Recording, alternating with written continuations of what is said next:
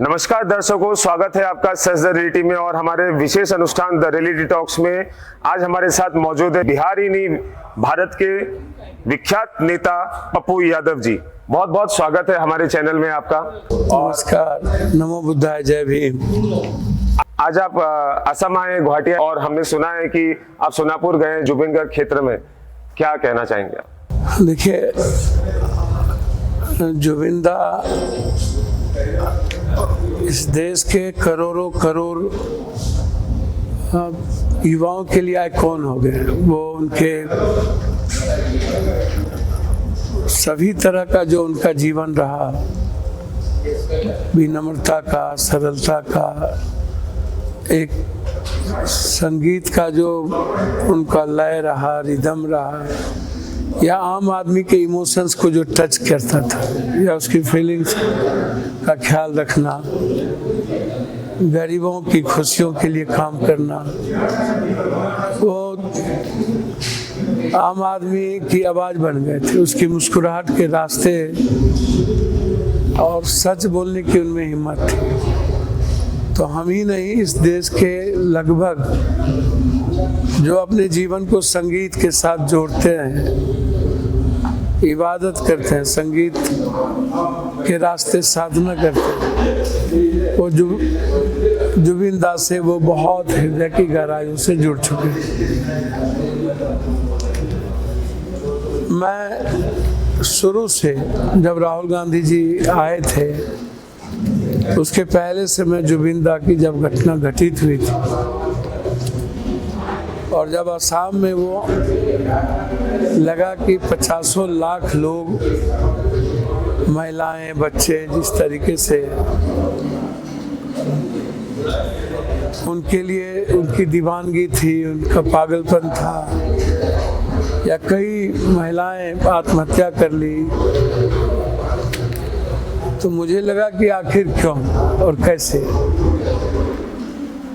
तो जब मैं उनके बारे में जाना कि वो किस तरीके से लगातार जीएनजी जैसे मुद्दों को उठाते थे, सच बोलने की हिम्मत होती थी, और वो हमेशा कहते थे कि असामी अस्मिता और असामी संस्कृति, असामी अधिकार को हम जाने नहीं देंगे, हम गुजरातियों के हाथ में नहीं जाने देंगे। या किसी भी मुद्दों पर बेबाकीपन बोलना, आम आदमी के बीच आम आदमी की तरह जीना, उसके लिए जीना, तो फिर घटना क्यों?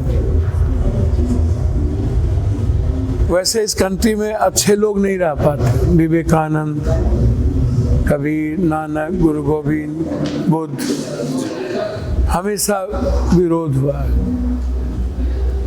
जुबिन दा भी लगातार जिस तरीके से असम के फुटपाथ से लेकर के आम से खास तक के बीच जो उन्होंने अपनी पहचान बनाई, तो वो बड़ी बात है। तो मुझे लगा कि जब मैं असम आया, हमारे एमपी डोबरी के रकुल जी की बच्चे की शादी थी, तो मैं पहले ही, हमारे मित्र तिवारी जी और भी लोगों ने पहले ही कहा कि हम लोग को चलना चाहिए। तो मुझे लगा कि निश्चित रूप से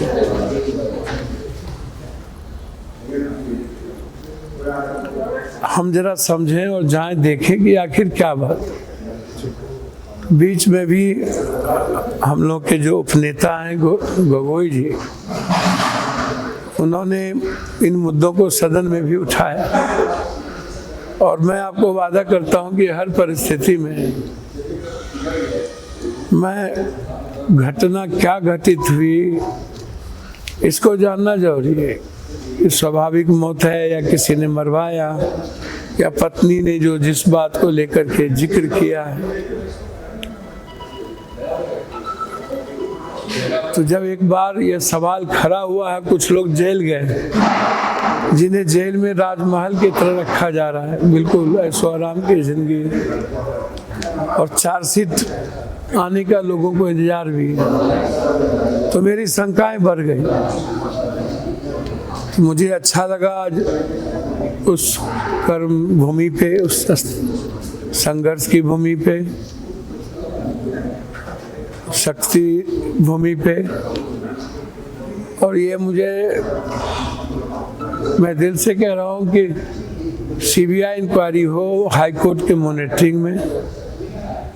दूध का दूध, पानी का पानी, जनता को जानना जरूरी है कि जुबिंदा की स्वाभाविक मौत है या जुबिंदा जिस सच्चाई और की आवाज़ उठाते थे उनके पीछे बड़ी मछलियों का हाथ। बड़ी मछली को बचाने के लिए छोटे मछलियों को बलि का बकरा बनाना। काफी लोग यहाँ आए, अभी मोदी जी भी आए, लेकिन एक बार भी उनको जाना अच्छा नहीं लगा, ना ही उनके नामों का जिक्र हुआ, ना ही मुख्यमंत्री यहाँ से गए। तो आप सोचिए कि राहुल गांधी जी आए, लेकिन मोदी जी आने के बाद भी जिक्र भी नहीं करना, मुख्यमंत्री का नहीं जाना, तो ये शंका को और मजबूत कर देता। तो मैं 31 मार्च के बाद इन मुद्दों को सदन में उठाऊंगा और हमारी कोशिश होगी ये सीबीआई इंक्वायरी हो। जरूरत पड़ेगा तो इसके लिए हम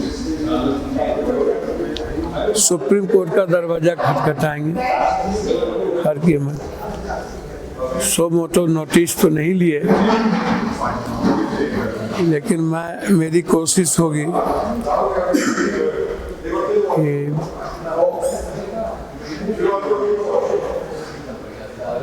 PIL फाइल करूं और आसाम और इस भारत के युवाओं की जो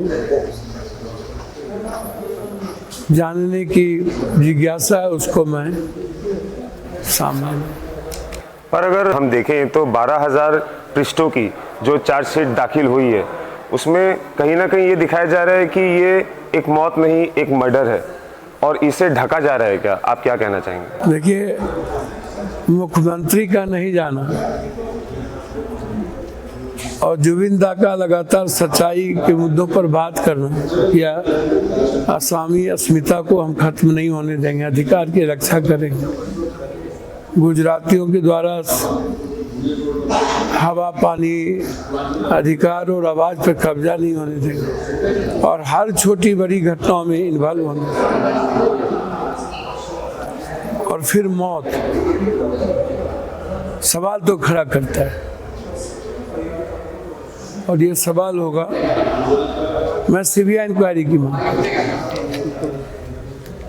और अगर हम आपकी बात करें, आज बीजेपी हो या कांग्रेस हो, एक सांसद के रूप में इतने सालों से एक तरफा जीत कर आना बहुत बड़ी बात होती है और आप इंडिपेंडेंट होकर आप जीत रहे हैं, इसका रहस्य क्या है? नहीं, कुछ नहीं होता। आपको ह्यूमैनिटी के लिए जीना होगा, आपको ईमानदारी के साथ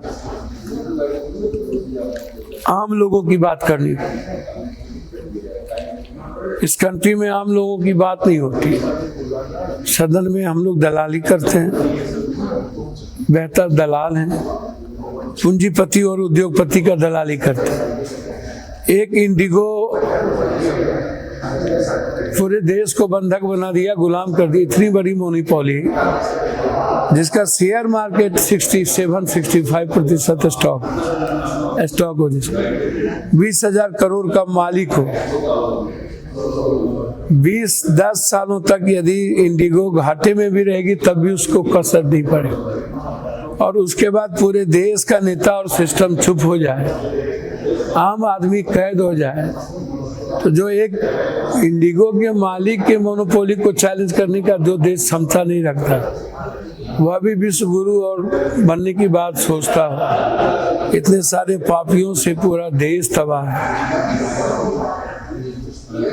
तो हमारा जो सवाल है वो कॉमन मैन के साथ है, मिडिल क्लास के साथ है।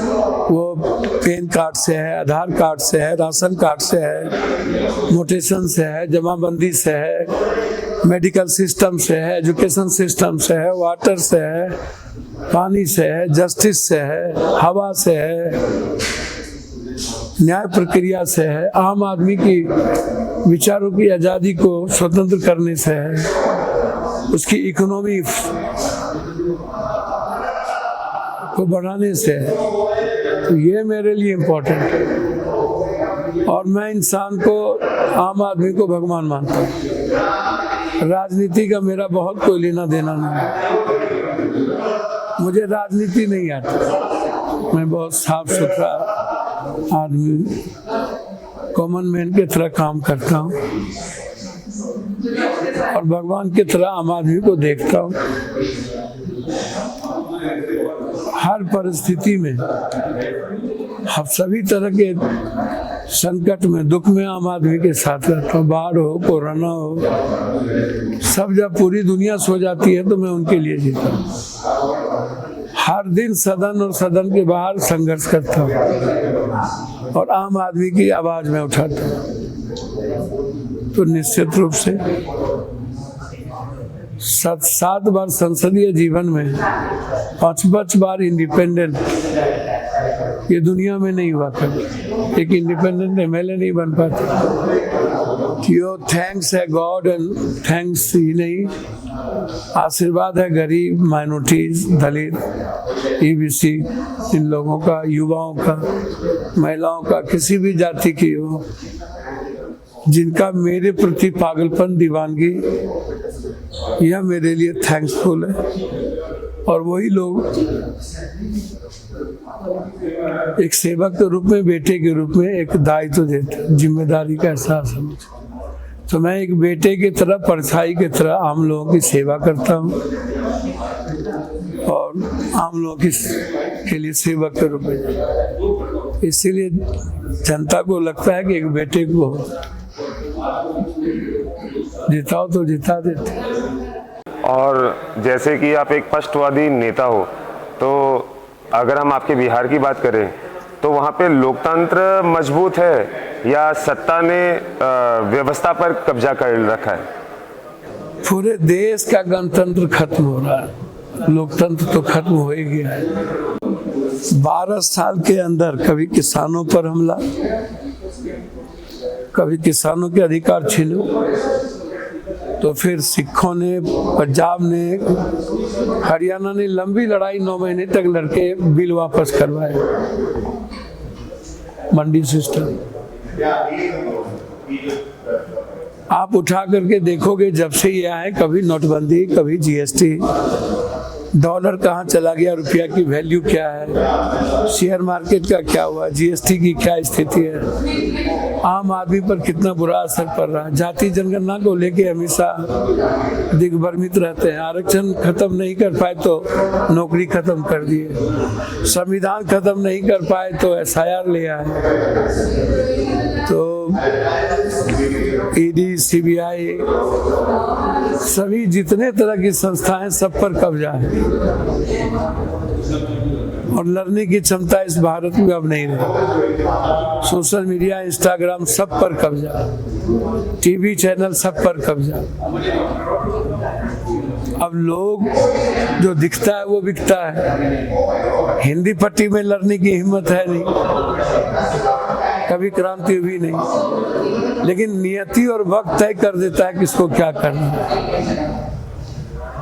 नियति और वक्त। जब मुगल, अंग्रेज, हिटलर नहीं रहे तो कौन कहाँ रहेंगे।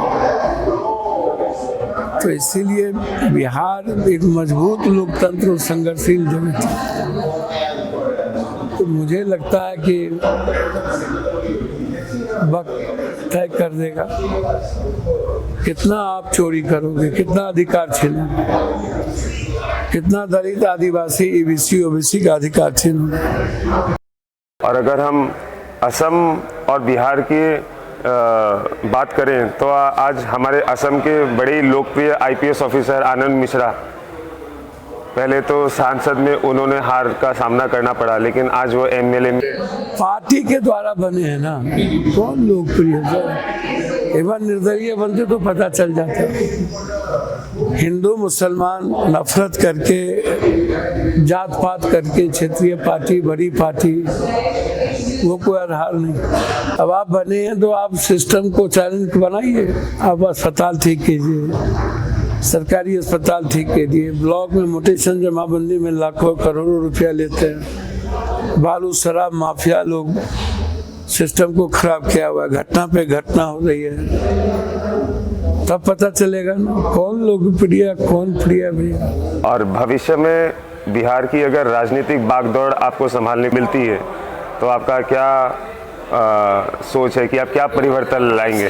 मैं तो 90 से MLA MP हूँ, 7 बार संसदीय जीवन में। अब मैं इस सब में रहता ही नहीं हूँ, मैं इन सब चीज़ बहुत सोचता ही नहीं हूँ, बहुत मेरे दिमाग में है ही नहीं। बस गरीबों की मदद करनी है, बाढ़ हो तूफान हो कोरोना हो, उसमें आम लोगों के लिए संघर्ष करने हैं, आम लोगों की आवाज़ उठानी है। मैं कोशिश करता हूँ कि देश भर का गरीब लौट के ना जाए मेरे यहाँ से, ये मेरी कोशिश है। सबकी मदद हो, दिल्ली हो कहीं हो, सबकी सेवा आश्रम है और सबके लिए काम करता हूँ। जो जिम्मेदारी जनता ने दी है उसको बेटे की तरह निभाया हूँ और जनता को भगवान माना हूँ। गरीबों के आंसू नहीं बहने दिए, आगे भी नहीं बहने देंगे। जो भी जिम्मेदारी कभी मिलेगी तो वो दुनिया में इतिहास लिखाएगा। आज तक इतिहास लिखा हूँ, चाहे बाढ़ हो चाहे घटना हो, हवा से ज़्यादा है और एम्बुलेंस के पहले पहुँचने का प्रयास करता हूँ। हर मुद्दों के देश का सदन में उठाता हूँ, हर प्लेटफॉर्म से उठाता हूँ और हर कीमत पर आम आदमी और गरीब आदमी के लिए तो बदलाव, बहुत बड़ा बदलाव। और सामाजिक स्थल में कहें या विपक्षी दल की तरफ या आम लोगों की तरफ, जो इलेक्शन वोटर लिस्ट रिवीजन को लेकर ही इस बार बिहार में बहुत नाराजगी दिखाई दी, क्या कहेंगे? भैया 69 लाख लोगों ने काट दिया, कोई घुसपैठ नहीं, कुछ नहीं, 100 आदमी भी नहीं मिला। 69 लाख दलित, आदिवासी, गरीब, कमजोर तबकों को काट दिया और नए लोगों को जो जोड़ा बीजेपी अपना नाम जोड़ दिया और 1% भी जनरल नाम नहीं कटे, सब आदिवासी, दलित, माइनॉरिटीज और EBC अत्यंत पिछड़ी जाति के लोगों का नाम कटा, जनरल कटा ही नहीं। तो क्या जनरल में लोग नहीं मरे थे, वो लोग बाहर नहीं थे और फिर जुटा किसका? तो जब ये देख लिया कि इस बार हारते हारते बचे 24 में, तब इन्होंने SIR करने का निर्णय लिया कि मेरे पास अब कोई रास्ता नहीं है, अगली बार हम नहीं जीत सकते। ये बहुत बड़ी लड़ाई है और इन्हें जनता को लड़ना पड़ेगा। जैसे मनरेगा के सवाल को लेके, जैसे किसान के मुद्दों को लेकर के जनता उतरी थी तो इन्हें झुकना पड़ा, वैसे मनरेगा में इन्होंने गरीबों की हत्या कर दी। जो अधिकार और राइट सोनिया गांधी जी और मनमोहन सिंह जी के विचारों से मिला, हर कीमत पर 15 दिन काम देना अधिकार की गारंटी हो गई थी और 90% केंद्र का मुद्दा था, पैसे थे। अब ये कह रहे हैं 40% स्टेट दो। कहाँ से आसाम देगा भाई, कहाँ से मणिपुर देगा, कहाँ से बंगाल देगा, कहाँ से बिहार देगा? तो न राधा का नौमन तेल हो या न नाचन, तो पैसा होगा ही नहीं। तो ये मनरेगा तो खत्म हो गया। आप 60 दिन भी मोदी जी जब से आए तब से नहीं दे पाए। कोरोना में सबसे ज्यादा, बाढ़ में, फ्लड में मनरेगा काम करती थी। तो इन्हें मनरेगा मिटाना था। महात्मा गांधी से तो इन्हें बचपन से नफरत, मरवाए ही लोग। नाथूराम गोडसे हिंदू महासभा के बड़े पदों पर थे, कई बार हमला की। राष्ट्रीय झंडा को इन्होंने 53 साल तक अपना नहीं समझा, संविधान की कॉपियां जलाई। तो इसीलिए बड़ी लड़ाई, बड़ी लड़ाई। असम आए हैं और आप देख रहे होंगे कि बांग्लादेश में हिंदी भाषी जल रहे हैं, मर रहे हैं। इस पर आपकी क्या टिप्पणी रहेगी? देखिए, मैं पहले ही कहा हूँ कि आज इसी समय इंदिरा गांधी का नाम याद आता है। आज इंदिरा जी होती ना तो नामो निशान मिट गया होता, या तो हिम्मत नहीं करता। अब तो नेपाल आंख दिखाता है हमको, कोई दोस्त नहीं बचा। हमारी पॉलिसी खराब थी। जब से ये आए तब से पूरी की पूरी हमारी इंटरनल सिक्योरिटी खतरे में, आंतरिक सुरक्षा हमारी खतरे में।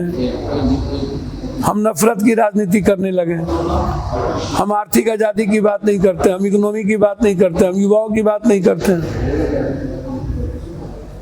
सनातन की बात पूरी की पूरी, इनके जो दोस्त है गुजराती, पूरा वहाँ इन्होंने पीएम रहते हुए उनको कई ठेका दिलाए, कितने चीज दिलाए।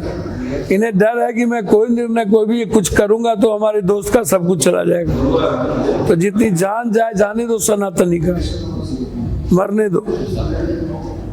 यही पॉलिसी शुरू से रही इनकी। तो इसीलिए अब कब और कितनी हत्याएं होगी तब ये हिंदुस्तान आवाज देगा, तब हम जागेंगे। कब हमारी पॉलिसी उसकी तय करेगी। अब तो चावल का समझौता होने लगा, कितना चावल हमको भेजना, हर व्यापार को करना और हमारे लोगों को मरवा लाश पर।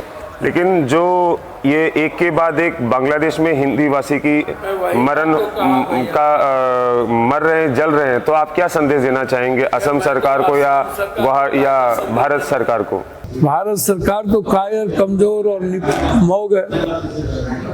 इनसे आप कोई उम्मीद मत कीजिए, सिवाय कुर्सी के लिए जितनी हत्याएं होगी, लाश बिछाना होगा, ये बिछाएंगे। जब चुनाव आएगा तो फिर ये सेंटीमेंट का खेल खेलेंगे। इन्हें सनातन से, इन्हें भारत से, संविधान से, आम आदमी की आजादी से, अधिकार से कोई मतलब नहीं। इन्हें सिर्फ कुर्सी। तो वर्तमान भारत सरकार जो उपलब्धि की बात करती है उस पर आपकी क्या टिप्पणी रहेगी? कौन सी उपलब्धि भाई? एजुकेशन नहीं, सारी फैक्ट्रियां खत्म हो गई, ऑटोमोबाइल खत्म हो गया, 60,000 फैक्ट्रियां खत्म हो गई, गायब हो गया। कौन सी उपलब्धि? आसाम में क्या उठा के देख लो, कोई फैक्ट्री बची क्या? कुछ है क्या? खाली स्मगलिंग। सब आम आदमी, आम व्यापारियों का सारा चीज खत्म, सब कुछ पर कब्जा, चाय बागान पे कब्जा, उस पे कब्जा। बिल्कुल नफरत, बिल्कुल बांटो, खत्म करो। और आज के इस अनुष्ठान के हम अंतिम पड़ाव में आते हैं और मेरा अंतिम प्रश्न है, आज आप आए हैं गुवाहाटी, असम, और आज से ठीक 100 दिन बाद आज असम में 2026 का चुनाव होने जा रहा है। आपको क्या स्थिति दिख रही है असम सरकार में? स्थिति दिख रही है? देखिए, यदि आम आदमी की आज़ादी चाहते हैं और आसामी का अस्तित्व बचाना चाहते हैं, असम में सब कुछ पर गुजरातियों का कब्जा हो गया। सारा धंधा पानी सब कुछ, पूरा स्मगलिंग गुजराती करते हैं। यहाँ आसामी का सरकार नहीं है, यहाँ गुजरातियों का सरकार। यहाँ सबसे बड़े चोर का सरकार, पूरा का पूरा आसामी पब्लिक की सब कुछ खत्म कर दी। इसीलिए हम उम्मीद करते हैं कि लोगों ने जिस कांग्रेस की सरकार तरुण गोगोई और भी मुख्यमंत्री को देखा, लोग उसको याद करते हैं। 24 घंटा नफरत करने वाली सरकार से परेशान हो चुके हैं। यहाँ के युवा नौकरी, रोजगार, इकोनॉमी चाहते हैं। हम बाहर पलायन नहीं करना चाहते। तो ये सबसे बड़ा मुद्दा है। और जुबिंदा, जिसको नरेंद्र मोदी जी ही नहीं, यहाँ के मुख्यमंत्री भी नहीं गए, लोगों में इतनी गुस्सा है, इतना नफरत है। तो मुझे लगता है कि इस साजिश में जो लोग हैं, असम की पब्लिक उसको नहीं छोड़ेगी। और यहाँ आपको क्या लगता है कि ये निर्वाचन के समय नरेंद्र मोदी जी असम आए, गुवाहाटी आए और एक बार भी जुबिन गर्ग का नाम नहीं लिया, इसके पीछे आपको क्या लगता है? अब आप सोचिए ना भाई, अब आप सोचिए ना कि ये किस टाइप के आदमी, इनकी संवेदना क्या है। बाद में कोई बोलेगा तो फिर ये नाटक करेंगे। बंगाल में जाके कभी रविन्द्रनाथ टैगोर बन जाते हैं, कभी बंगाल की संस्कृति पर हमला करते हैं। तो बंगाल में तो शेरनी से पल्ला पड़ा हुआ है, चलने वाला तो है, एक शेरनी इस पर भारी है। तो इसीलिए असम के बारे में मैं इतना कह सकता हूँ कि आप मोदी जी से, अमित शाह जी से कोई उम्मीद मत कीजिए, और असम में अपनी असामी सरकार बनाने का संकल्प तो 2026 चुनाव के लिए आप असम वासियों को हमारे चैनल के माध्यम से क्या संदेश देना चाहेंगे, मतदाताओं को क्या संदेश देना चाहेंगे? नए साल की ढेर सारी शुभकामनाएं हृदय से, और जुबिन दा के न्याय के लिए मैं लड़ूंगा। मैं 31 मार्च के बाद आप हमें सुनिएगा, सीबीआई की इंक्वायरी जब तक नहीं होगी मैं चैन से नहीं बैठूंगा, और जरूरत पड़ेगी तो मैं PIL फाइल करूंगा सुप्रीम कोर्ट में, ये मैं वादा करता हूं आप, और मैं इस प्रयास में लगूंगा। और मैं उम्मीद करता हूं कि असम के लोग बहुत ही डेमोक्रेटिक हैं, ह्यूमैनिटी वाले लोग हैं, और पूरे भारत के मतदाता यहाँ हैं। 33, 34, 35% पीपुल बिहार अन्य स्टेट के हैं, और सभी लोग असम के बीच में एक परिवार की तरह काम करते हैं। मुझे उम्मीद है कि चाहे वो बिहार हो, चाहे सिलचर, शिलोंग, चाहे जहाँ के भी लोग हों, यहाँ एक अच्छे असम की सरकार बनाने में आपका सहयोग मिलेगा, ताकि आपकी इकोनॉमी, आपका छोटा छोटा व्यापार डेवलप करे। मिडिल क्लास जो भी व्यापारी हैं, जिसका व्यापार खत्म कर दिया है लोगों ने, उसको हम बहुत आगे बढ़ा पाए, और हमेशा असम के बेटे के रूप में हम आपकी आवाज़ बन के रहेंगे।